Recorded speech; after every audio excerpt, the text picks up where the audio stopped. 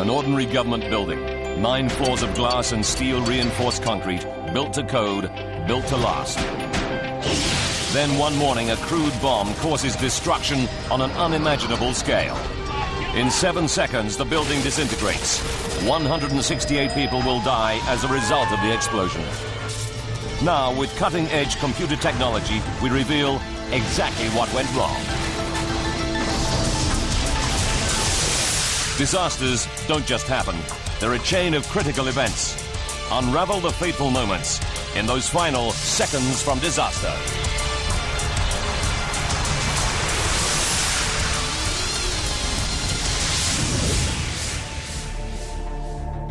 The United States. Midwest. Kansas. April 18, 1995. 4:30 in the morning. A truck pulls out of a motel in Kansas. 3 hours later, it drives off the road and parks beside a lake. The driver is on a mission against the American government. He fills 13 208-liter barrels with a deadly combination of chemicals.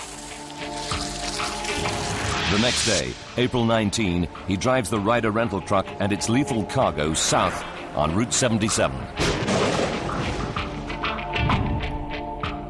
Every hour takes him closer to his target. Even the date he has chosen deliberately. Exactly 2 years before, in Waco, Texas, federal agents storm a militia compound. At least 75 people die. During the siege, the man visits Waco to show his support for the armed resistors inside. He blames the U.S. government for their deaths and vows revenge. His name is Timothy McVeigh.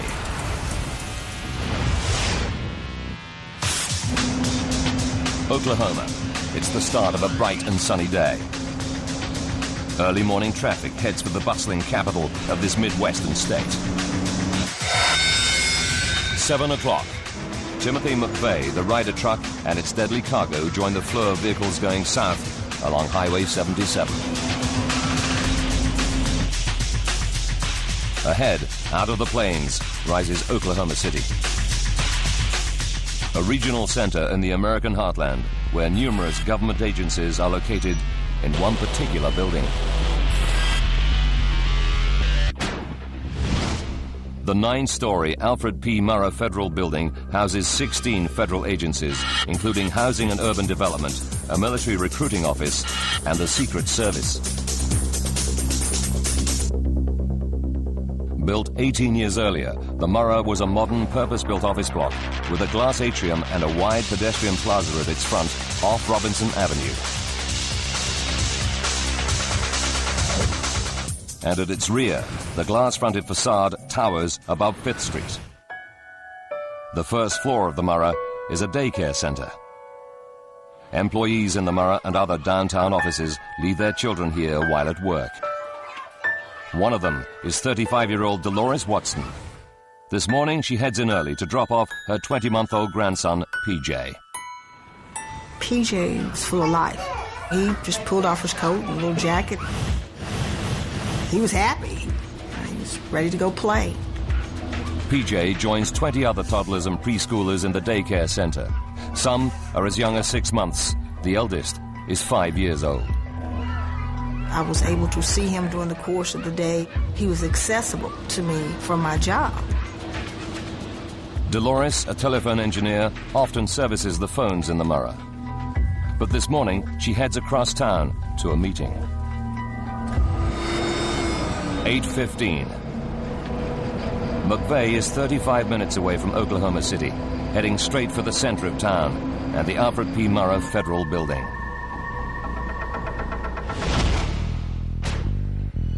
On the second floor, 59-year-old Florence Rogers is in charge of the Federal Employees Credit Union. She's looking forward to seeing colleagues as it's her first day back from vacation. I was anxious to get to work because I had scheduled a meeting with some of my upper management people I was very excited to show my cruise pictures, anxious to get my day started and to take care of business. 8:53. Timothy McVeigh is in rush hour traffic that fills the downtown streets. 4 months earlier, he checked out the Murrah and selected it as his target. His plan is to park the truck filled with explosives right beside it. 8:55. The Social Security office is on the ground floor of the Murrah. Inside, 20-year-old Dana Bradley, her children, mother and sister, join the waiting line. They're standing near the rear entrance of the building, just off 5th Street. My mom stood in line for us while me and my sister stood by the door and filled out the papers for the Social Security card for my son. Driving along 5th Street, McVeigh's truck is filmed by a security camera. He pulls over. Inside the cab, he's drilled a hole and fed a crude fuse wire through to the bomb barrels in the back. He lights the fuse. He now has only 5 minutes to park the truck and make his getaway before the bomb explodes. 9 o'clock. The Ryder truck is forced to stop at a red light, 91 meters shy of the target. There are just 2 minutes left to burn on the fuse. McVeigh crosses Harvey Avenue and drives to the rear of the Murrah building. Dana Bradley, still waiting in line, spots the truck from the ground floor window. I am turned around and I see a van, a moving truck, in front of the Social Security office. 9:01. On the second floor, Florence's meeting is underway. There were 8, and I was the 9th person in that little group. On the first floor, TJ and the other 20 children enjoy breakfast. And on the ground floor, Dana is still watching the truck. The driver gets out, goes to the back, and walks past our window. 9:01 and 30 seconds. McVeigh walks away. There are now 361 people inside the Murrah building. The fuse has just 43 seconds before it explodes the bomb. Timothy McVeigh parks a Ryder truck packed with explosives outside the Murrah Federal Building in Oklahoma City. Now, using advanced computer technology, we'll discover what really happens when the bomb explodes. 9:02. The fuse has just 30 seconds to burn. 361 people are in the Murrah building.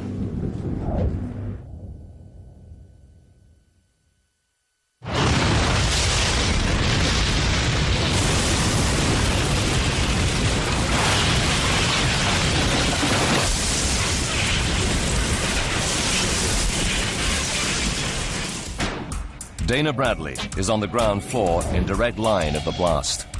All I seen was a violet light, and everything was black.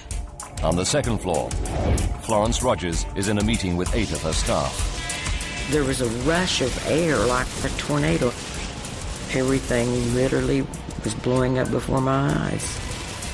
I knew that was just it, and I prayed. I said, God, please save me. I have 2 kids to take care of. Dolores Watson's grandson is in the daycare center on the first floor, directly above the exploding truck. The entire front of the federal building was nothing but glass. The children that were in the windows were just over the blast.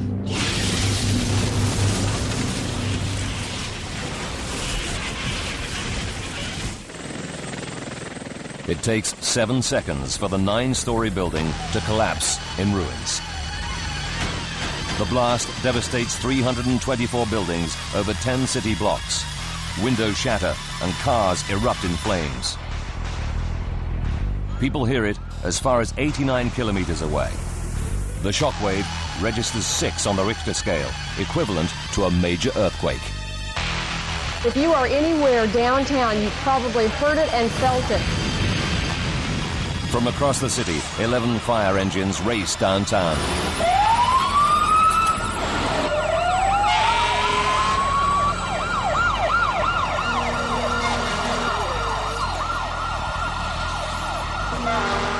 Firefighter Chris Fields is one of the first on the scene.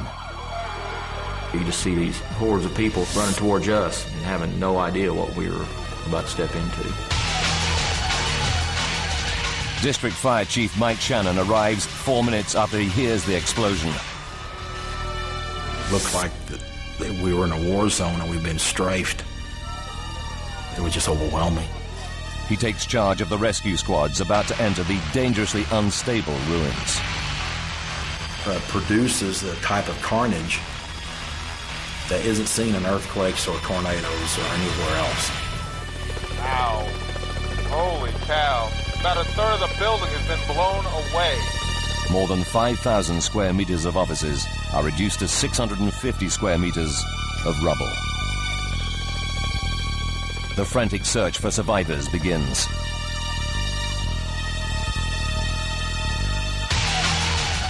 On the remains of the second floor, Credit Union Chief Florence Rogers stares into a gaping hole.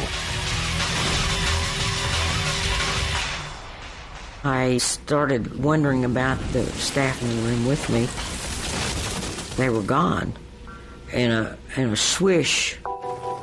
Florence is helped down to the pedestrian plaza just below her second floor window. It took a few minutes after I was even out of there to realize that they hadn't run away. They hadn't left my office.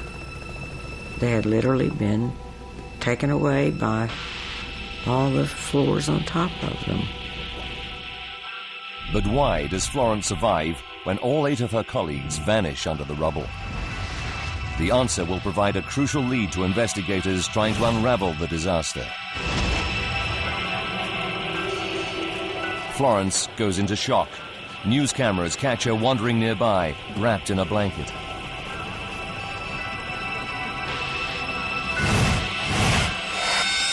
"9:08. 7 blocks away, Dolores Watson hears the explosion. Her 20-month-old grandson, PJ, is in the daycare center on the first floor. Only there no longer is a first floor. She joins the flood of anxious parents rushing to the scene. In my mind, I was thinking, is this real? I know it was real. I'm looking at it, but a big part of me was wanting to say, this is not really happening. Rescuers claw through the tons of mangled steel and rubble, desperately searching for any sign of life in the debris. Even seasoned fireman Mike Shannon is shocked by the scene of devastation. You're trying not to be emotional, and you're trying to think logical, but your mind keeps going back to what you're expecting to find.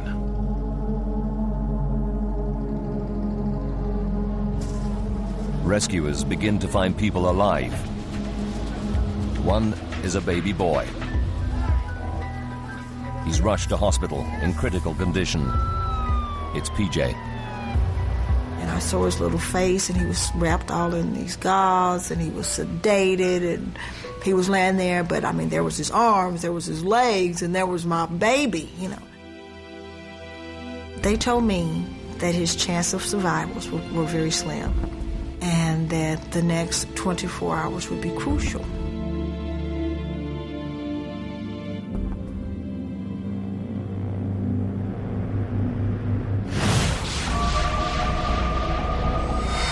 "10:20, 78 minutes after the explosion.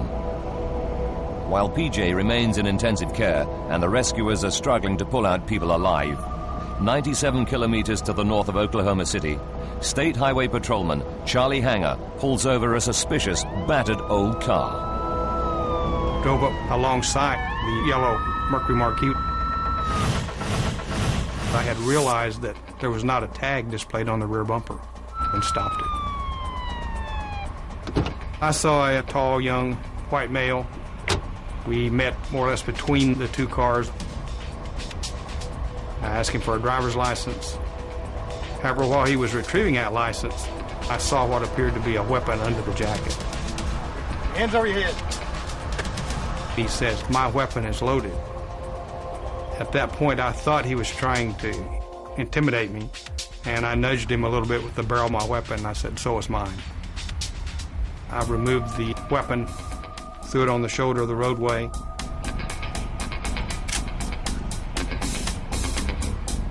And he was then handcuffed and placed in my unit. Officer Hanger checks the man's ID. It was a Michigan driver's license. I looked at the picture, and it appeared to be the same individual I had stopped. And it did list Timothy James McVeigh as the name. He arrests McVeigh for the missing license plate and the loaded gun. 10:28, 86 minutes after the explosion. Back at the Murrah building, rescuers have come across something other than a victim in the rubble. They said they thought they'd found another explosive device. There's panic, and the rescue operation comes to an abrupt halt while the bomb squad investigate. 54 minutes later, they sound the all clear. It's a false alarm. But rescuers have lost precious time. Now they're back amongst the carnage as vital minutes tick by. 2 o'clock in the afternoon. Dana Bradley has been trapped in the rubble for 5 hours, as these images show. There was blood going through the concrete that was laying over me. Someone else's blood. All she can remember is standing on the ground floor with her mother and children watching the Ryder truck park.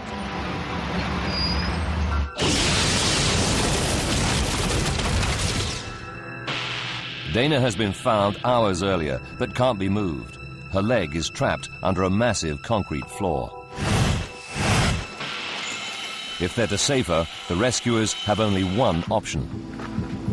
And they said, the only way we're going to be able to get you out of here is to cut your leg off. Dr. Andy Sullivan, senior orthopedic surgeon, rushes to the scene. I just kind of said a prayer, God be with me, and kind of combat crawled into the area. Had to go under some rebar, reinforcement steel. My plan was to use just sharp instruments and separate the leg from the thigh through the knee. I was awake and aware of them cutting my leg off. She was awake. She was screaming. And they said the sound was so bad, it broke their heart to hear me scream like that. I don't remember any of that. She says she doesn't remember any of this, and so I hope that's true.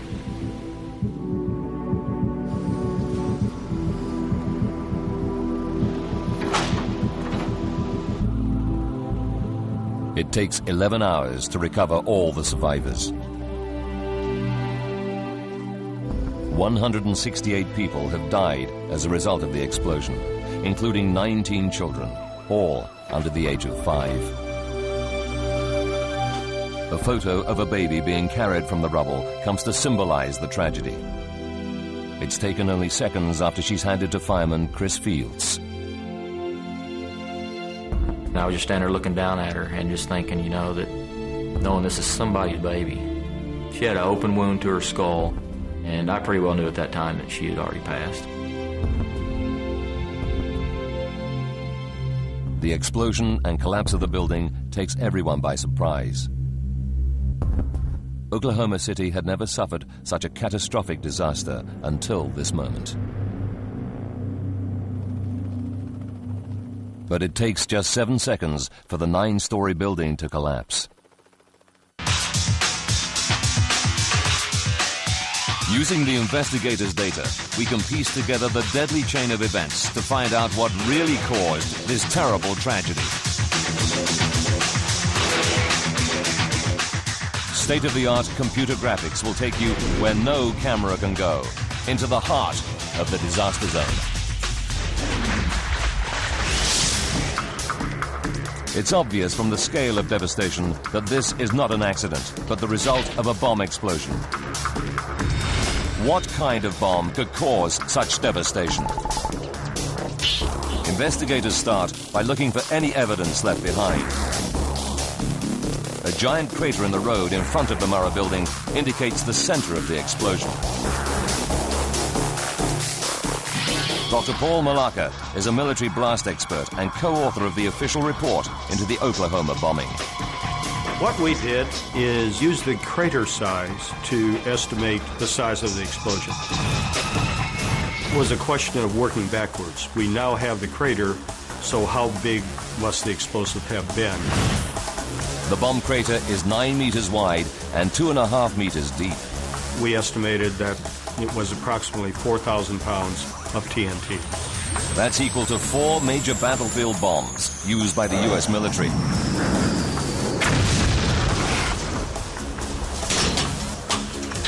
Eyewitness accounts place the Ryder truck at the heart of the crater.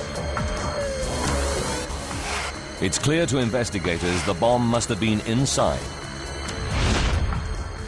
To demonstrate what happens, a truck is filled with just half the amount of explosives that detonated outside the Murrah building that morning.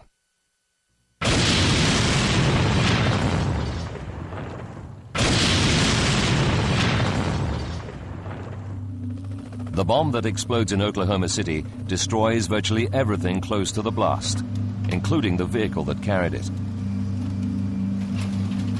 But within an hour of the explosion, investigators find their first vital piece of evidence.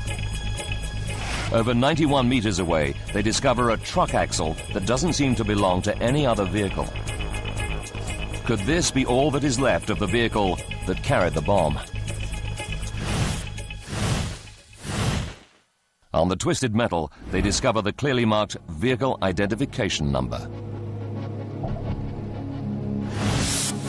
FBI agents trace the number to a 1993 Ford truck owned by Ryder Rental. The Ryder branch in Junction City, Kansas, rented it 2 days earlier to a man named Robert Kling. Within 8 hours of the bombing, an FBI artist draws an identikit picture of Kling based on descriptions given by staff at the rental company. The FBI launches one of the biggest manhunts in American history. By evening the next day, they make the crucial breakthrough. A motel owner recognizes the identikit picture as a man who recently stayed there, driving a Ryder truck. He checks in using ID in the name of Timothy James McVeigh. But where is he now? FBI agents discover that State Trooper Hanger ran a computer check on a man with that name less than 2 hours after the bombing. Amazingly, they discover that McVeigh is still in jail for traffic and firearms offenses. The FBI arrests McVeigh as a suspect in the attack. It was something that you never envisioned being involved in, and it all came out of a routine traffic stop. 4 months later, McVeigh is charged with mass murder in Oklahoma. It would probably be the last thing that I would think of that an American would actually commit a terrorist act against American people. The FBI discover that the bomb is homemade from materials easily bought over the counter.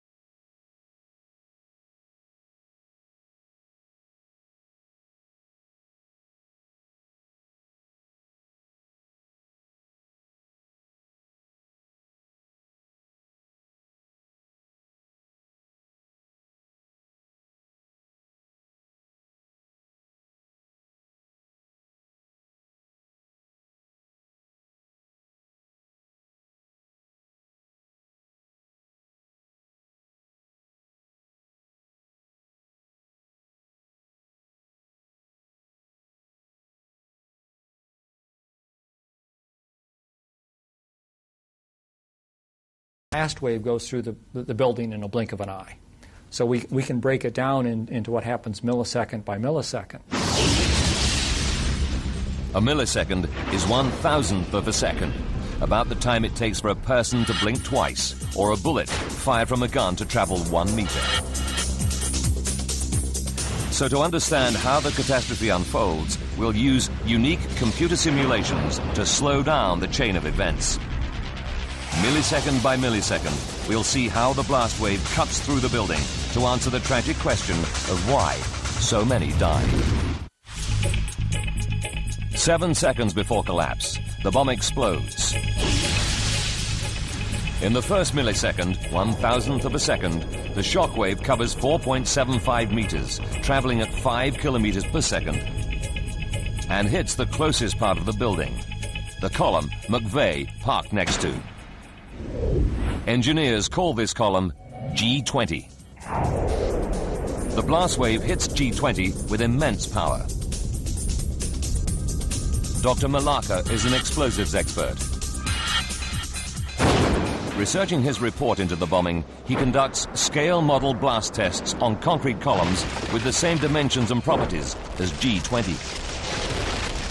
As the air blast expands violently, it exerts this enormous pressure on anything in its path. Dr. Malaka calculates that the shock wave hits the pillar with a force of more than 350 kilograms per square centimeter, destroying it. To put that in perspective, a 100-mile-an-hour hurricane wind is much less than 1 pound per square inch, so these blast pressures were enormous. Dr. Malaka and his colleagues feed their test data into the $100 million supercomputer of the U.S. Army Corps of Engineers. This helps them visualize a blast wave as it penetrates a building like the Murrah. They discover that 1 millisecond after destroying G20, the blast wave hits the glass-covered rear of the building. The facade of the building provided almost no resistance to the air blast. Military high-speed film shows what it's like when a blast wave hits a wall of glass. The windows are turned into a hailstorm of deadly shards.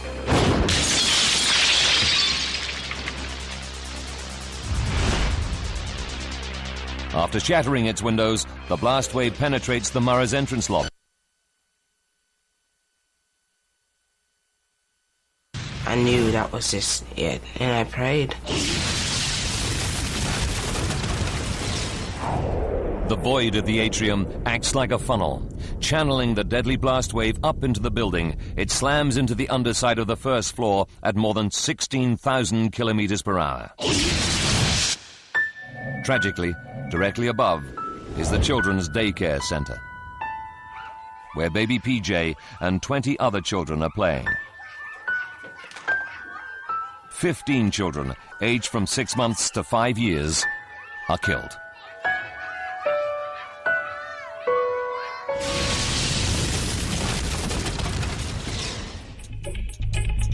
After 8 milliseconds, the blast wave reaches the second floor, where Florence Rogers is holding a meeting.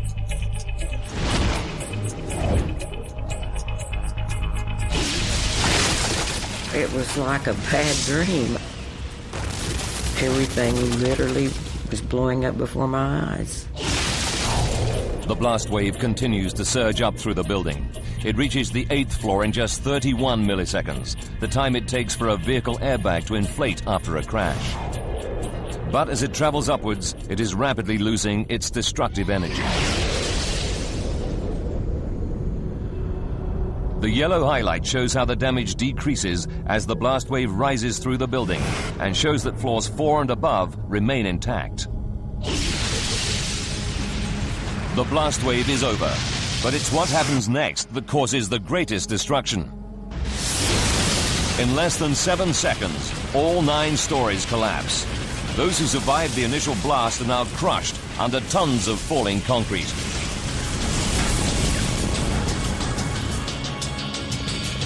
Investigators must now find out what causes this second wave of destruction. A massive homemade bomb has torn through the Murrah.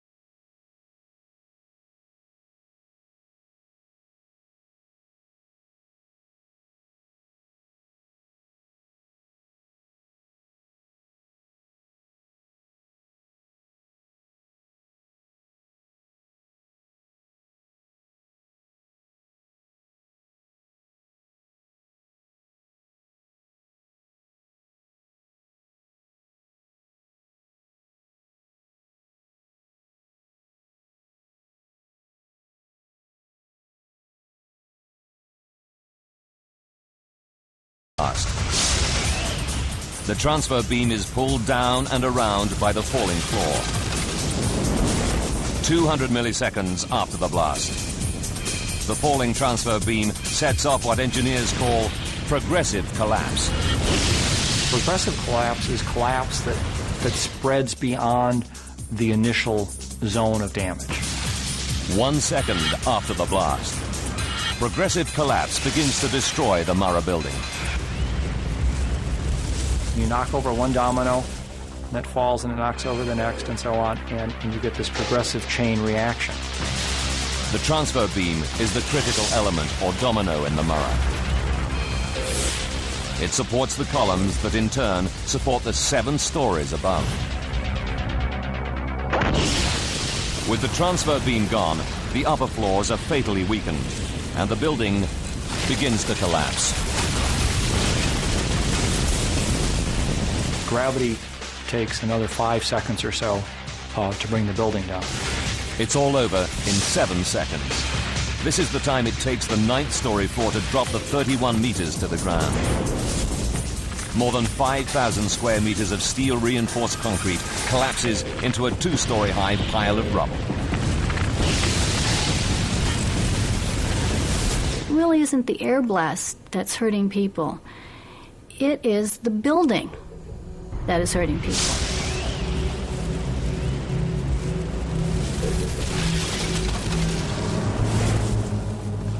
Among those killed by the collapsing building are Florence Rogers' 8 employees who are with her on the 2nd floor.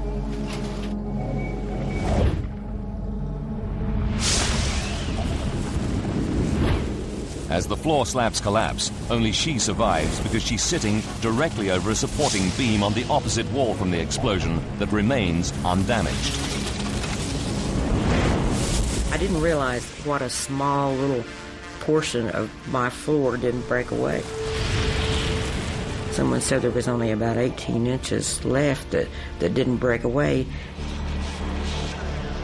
Engineers now know why McVeigh's crude bomb causes such devastation. But was it inevitable? Today, there's an awful realization that an extra $100,000 spent on the construction of the building could have prevented its collapse.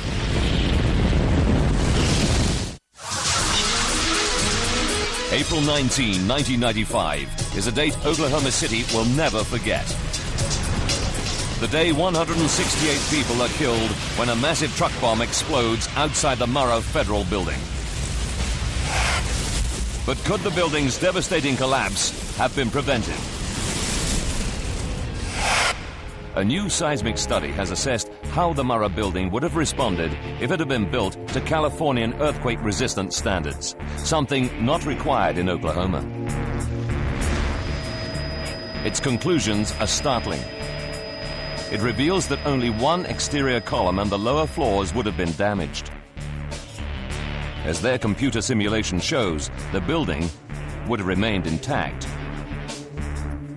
To meet the earthquake-resistant code, the whole building would have been strengthened with much more reinforced steel. This added steel would have tied the building together and stopped the fatal failure of the transfer beam. The catastrophic progressive collapse would never have happened.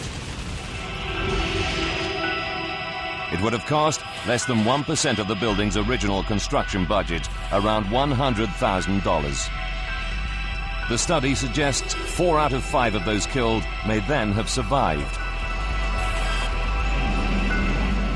But in 1977, when the Murrah was built, no one ever imagined that it would be the target of a terrorist attack. Those who lived through that terrible day in 1995 still bear the scars. PJ is one of only 6 children from the daycare center who survived.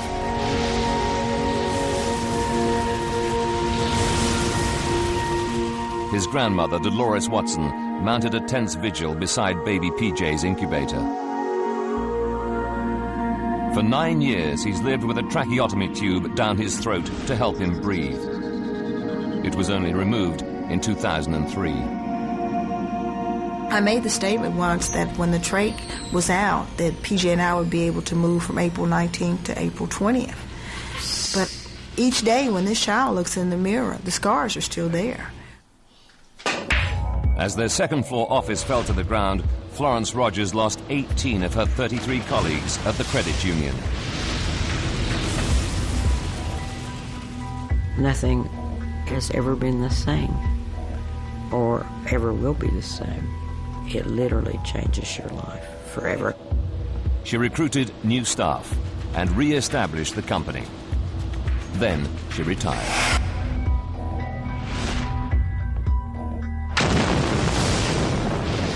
The falling floors killed Dana Bradley's mother, her son, and 3-year-old daughter. Dana survived the emergency amputation of her leg. Months of treatment followed, but Dana has achieved a miraculous recovery. We have your new prosthesis all finished up. Oh, man. It was, wow. It was like, wow, I'm walking. Beautiful. I love it. I was strutting down the hallway. I loved it. The more I wanted to walk and the more I cared about living. Our special report. The remains of the Murrah were destroyed 5 weeks after the attack.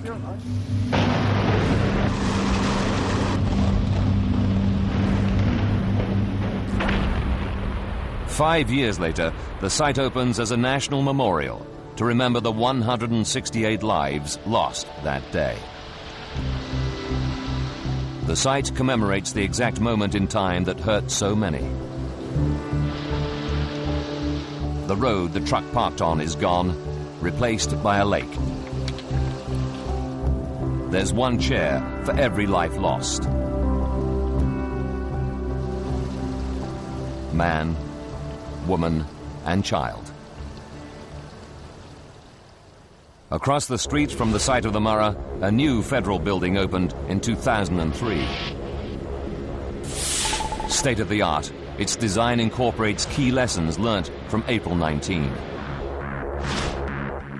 There's no point for the building to stand after the event if everyone inside is killed.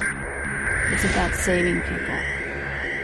The lobby, the entrance that funneled so much of the explosion into the Murrah, is now protected by 2-centimeter steel blast shields. The glass is new generation blast-proof material designed not to shatter. But the most effective measure to prevent a repeat of the tragedy is also the cheapest. Ram-proof bollards surround the building's perimeter, so no one can park close to it. This simple step would have stopped McVeigh driving his truck up to the Murrah and limited the destruction that followed. Timothy McVeigh is found guilty of mass murder and executed by lethal injection on June 11, 2001, 74 months after his bomb kills 168 people. But the stark reality remains. There's little that can be done to stop a determined terrorist who decides to target innocent civilians. Most office buildings around the world are just as vulnerable as the Murrah. If a bomb went off outside them, they would react just as catastrophically as the Murrah in those fatal 7 seconds at 9:02 on April 19, 1995.